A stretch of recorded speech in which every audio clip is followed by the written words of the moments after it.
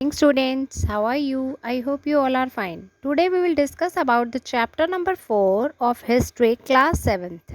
The title is The Mughal Empire. In this chapter you will have to familiar with the unity of diversity. हमारा India जो है उसमें देखिए different जो हैं कल्चर्स हैं, ठीक है, और डिफरेंट टाइप के पीपल जो हैं उन कल्चर्स को फॉलो करते हैं।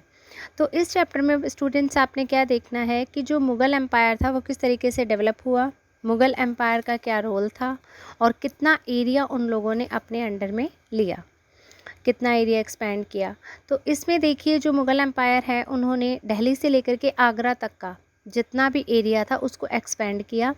और उसके बाद सेकंड थिंग जो उनका एडमिनिस्ट्रेशन था उसमें उन्होंने जो भी अपने आइडियाज़ थे उनको किस तरीके से फॉलो किया, you will have to see in this chapter. After that you can see today prime minister addresses the nation. ठीक है, क्या होता है कि जो स्वतंत्रता दिवस है उस दिन प्राइम मिनिस्टर हमारे दिल्ली के रेड फोर्ट पर क्या करते हैं, फ्लैग होस्टिंग करते हैं। ठीक है, तो इंडिपेंडेंस डे वाले दिन ये किया जाता है काम। सेकेंड आता है who were the Mughals. After that you can see who were the Mughals. Mughals कौन थे? देखिए मुगल्स जो हैं वो हमारे क्या थे, descendants of two great lineages of rulers. एक तो होता है बेटा मदर साइड, एक होता है फादर साइड। तो according to their side of mother वो किसको रिलेट करते थे, जो मंगोल का किंग था उसके जो लीडर थे वो थे चंगेज़ खान।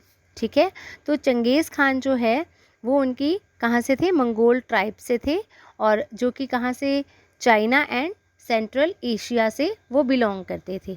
और जो उसके फादर की साइड से थे वो थे बेटा ईरान, इराक एंड तुर्की। ठीक है, जिसका लीडर कौन था, तैमूर। मदर साइड से जो लीडर था वो था चंगेज़ खान, फादर साइड से जो था वो था तैमूर। ठीक है जी, लेकिन जो मदर वाली साइड से थे वो थे मंगोल्स, मंगोल ट्राइब्स जो थी। लेकिन मुग़ल को मंगोल कहलवाना पसंद नहीं था।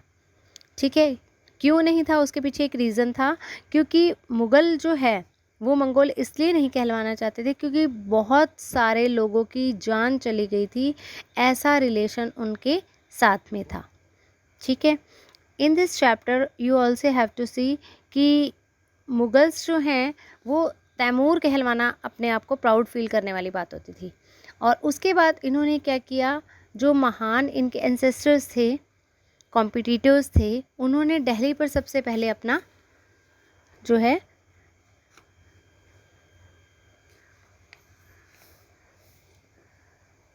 दिल्ली पर अपना कब्ज़ा कर लिया। After that you can see next topic is Mughal military campaigns. अब देखिए फर्स्टली आपको मुग़ल एम्परर की लिस्ट जो है आपकी बुक में प्रोवाइड की हुई है। Firstly you will have to see this one, Babar. Babar is the first Mughal emperor. Babar का बेटा था हुमायूं, हुमायूं का बेटा था अकबर। आफ्टर दैट अकबर का बेटा जहांगीर, जहांगीर के बाद शाहजहां, शाहजहां के बाद औरंगज़ेब। शाहजहां से तो आप लोग सभी फेमिलियर होंगे, आगरा का ताजमहल बहुत ज़्यादा फेमस है और वो उन्होंने ही बनवाया था। ठीक है, अब हम देखते हैं मुग़ल मिलिट्री कैंपियंस। देखिए जो बाबर था उसने अपनी 12 ईयर्स की एज में जो फरगना नाम का एरिया था वहाँ पर अपना अधिकार जमा लिया था। ठीक है, और उसके बाद काबुल पर उसने अपना कब्ज़ा कर लिया था। देन पानीपत की पहली लड़ाई जो हुई थी वो हुई थी 1526 में, जो दिल्ली के इब्राहिम लोदी और बाबर के बीच में हुई थी। और जिसमें क्या हुआ था, बाबर ने इब्राहिम लोदी को हरा दिया था। मीन्स पानीपत की पहली लड़ाई में इब्राहिम लोदी हार गया और बाबर जीत गया। इन दोनों के बीच में ये युद्ध हुआ था। और कब हुआ था स्टूडेंट्स, 1526। ओके, आफ्टर दैट अब देखो दिल्ली का एरिया, आगरा का हमने स्टार्टिंग में पढ़ा था। अब वो क्या कह रहे हैं, और भी ऐसे एरियाज थे जो मुग़ल एम्पायर जो है अपने अंडर में लेना चाहता था। वो कौन कौन से थे, गोलकुंडा, बीजापुर। ठीक है, you can C from the map also. अब आप मैप देखिए और मैप में आप एरियाज देखिए, दिल्ली कहाँ है, here you will have to see here is Delhi. Then after that Agra, here is Agra. then Golconda, Gondwana, Ahmednagar, Bijapur, all these things they will have to take. Okay, after that आपको देखना है कि traditions of succession, Mughal जो हैं उनके बारे में, कि मुग़ल के टाइम में क्या था कि वो बिलीव नहीं करते थे प्री मोग्नीच्योर। मीन्स जैसे क्या होता है कि जब गद्दी दी जाती है राजा को तो सबसे पहले जो बड़ा बेटा होता है उसे दी जाती है, इनहेरिटेड जिसे आप लोग कह सकते हैं, जो भी है एस्टेट होता है, प्रॉपर्टी हियर, ठीक है। तो इनहेरिटेड होता था ये सारा कुछ।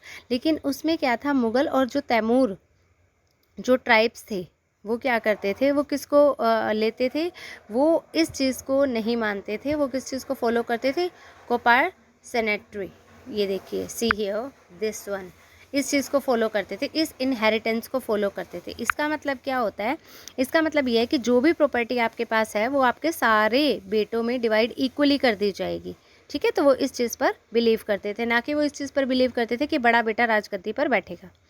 नेक्स्ट है आपका कि मुग़ल के जो रिलेशन थे वो दूसरे रूलर्स के साथ किस तरीके के थे।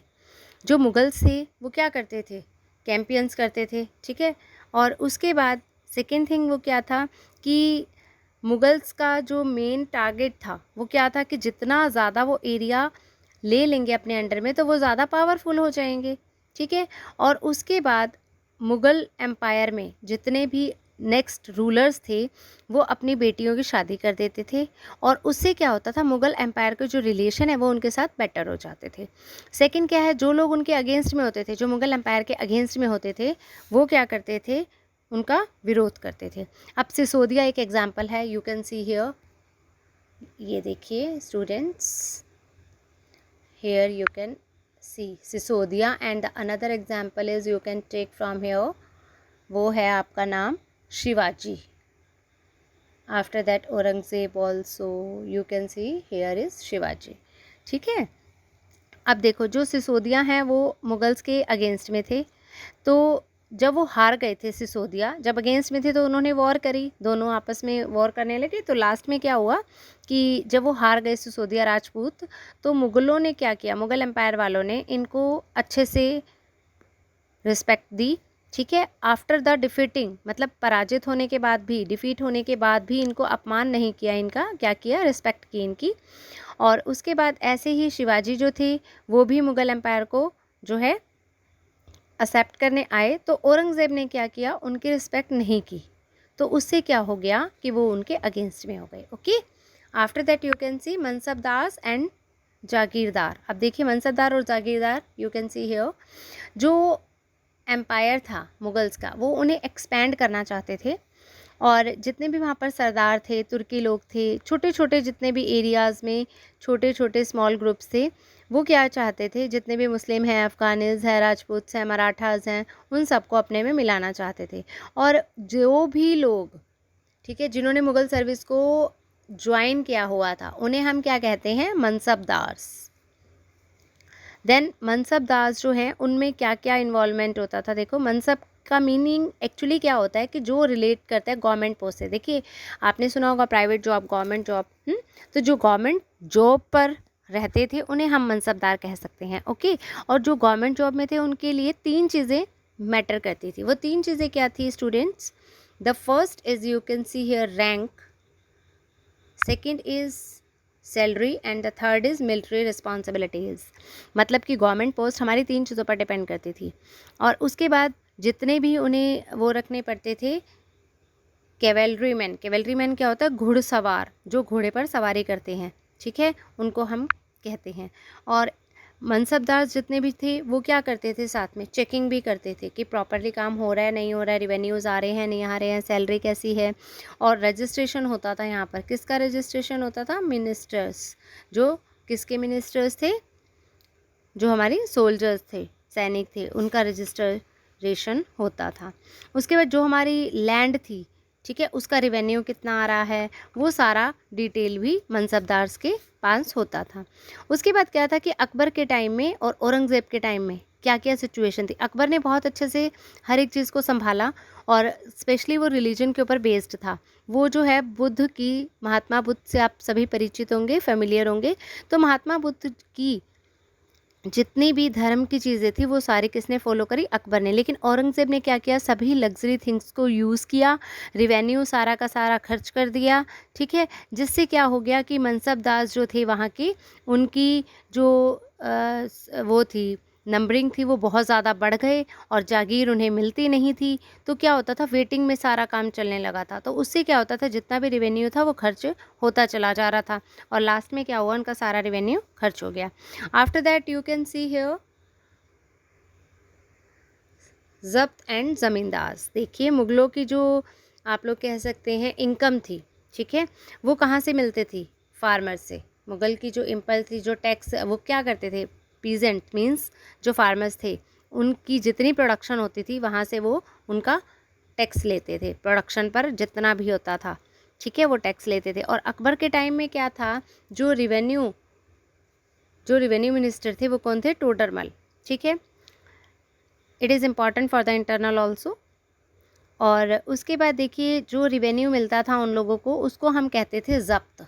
हियर यू कैन सी, ज़ब्त हम किसको कहते थे, जो हम रिवेन्यू लेते थे उसे हम कहते थे ज़ब्त।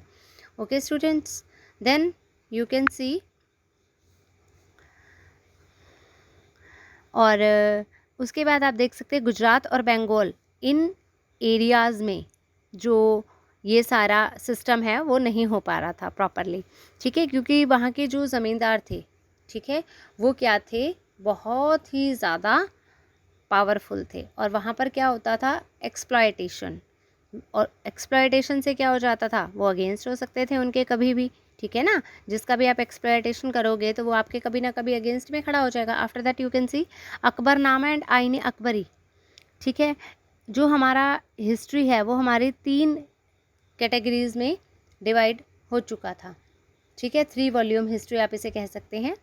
देन अकबरनामा, इसमें क्या है, अकबर के जितने भी एंसेस्टर्स हैं उनके बारे में बताया गया है, उनके जितने भी शासन के बारे में बताया गया है, ठीक है, उनकी सेना कैसी थी, मिलिट्री कैसी थी, ठीक।